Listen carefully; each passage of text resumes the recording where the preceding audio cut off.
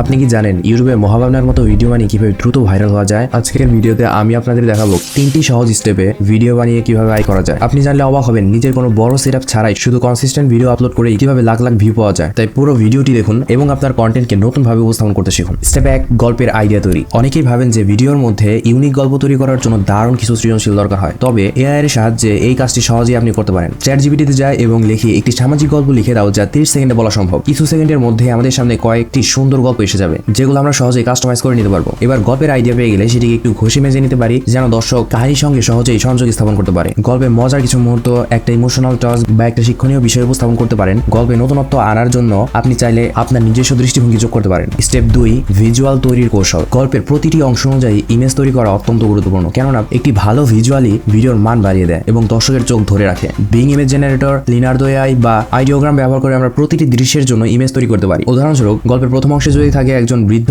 বৃষ্টি ভেজে পথে হাঁটছেন, তবে এআই কে এই বর্ণনা দিয়ে একটি বাস্তবসম্মত ইমেজ জেনারেট করতে বলা যেতে পারে। এমনকি প্রতিটি লাইনের জন্য ইমেজের টাইপোগ্রাফি বা সিনেমেটিক লুক চয়ন করতে পারেন। এই পদ্ধতিতে আপনার গল্পের প্রতিটি অংশে একটি ভিজুয়াল সহায়ক তৈরি হবে, যা আপনার ভিডিওকে দারুণভাবে সিনেমেটিক লুক দেবে। যদি আপনার আরো বেশি ইমেজ প্রয়োজন হয়, তাহলে অতিরিক্ত ইমেল অ্যাকাউন্ট ব্যবহার করে ইমেজের সংখ্যা বাড়িয়ে নিতে পারেন। স্টেপ 3, এডিটিং ও ইফেক্ট যোগ করা। এবার সে সবচেয়ে গুরুত্বপূর্ণ হবে এডিটিং। মহাভাবনা ভিডিওতে যা সবচেয়ে বেশি চোখে পড়ে তা হলো 3D জুম ও ব্লার ইফেক্ট। ক্যাপকাটে প্রতিটি ইমেজে এই স্টাইলিস্ট ইফেক্ট যোগ করতে পারেন। প্রথমে ইমেজগুলোকে টাইমলাইনে রাখতে হবে, তারপর প্রতিটি ইমেজের উপর 3D জুম যোগ করবেন যাতে ইমেজগুলো জীবন্ত দেখায়। এরপর পাশাপাশি ব্যাকগ্রাউন্ড ব্লার করলে ইমেজগুলো আরো ফোকাসড ও সিনেমেটিক দেখাবে। এছাড়া কিছু ইমোশনাল সাউন্ড ইফেক্ট বা ব্যাকগ্রাউন্ড মিউজিক যোগ করলে পুরো ভিডিওটি আরো বেশি দর্শক আকর্ষণ করবে। একটি ছোট ট্রিক্স, ক্যাপশনের জন্য সঠিক রং এবং ফন্ট বেছে নিন যাতে দর্শকরা সহজেই তা পড়তে পারে। এভাবে পুরো ভিডিও এডিট করলে তা দর্শকের জন্য আকর্ষণীয় হবে এবং তারা শুরু থেকে শেষ পর্যন্ত দেখবে। এতে অডিয়েন্স রিটেনশন অনেক হাই হবে এবং ভিডিও ভাইরাল হওয়ার সম্ভাবনা অনেকাংশে বেড়ে যাবে। একদিন রাস্তায় এক বৃদ্ধ লোক বসেছিল, গায়ে ছেঁড়া শাল জড়ানো। পাশ দিয়ে হেঁটে যাচ্ছিল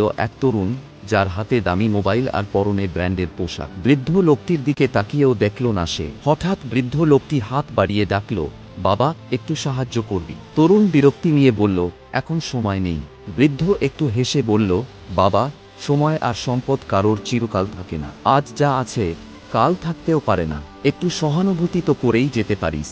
তরুণ থমকে দাঁড়ালো, একটু ভেবে নিজের খাবারের প্যাকেটটি বৃদ্ধের হাতে তুলে দিল। বৃদ্ধের চোখে এক চিলতে কৃতজ্ঞতার হাসি ফুটে উঠল।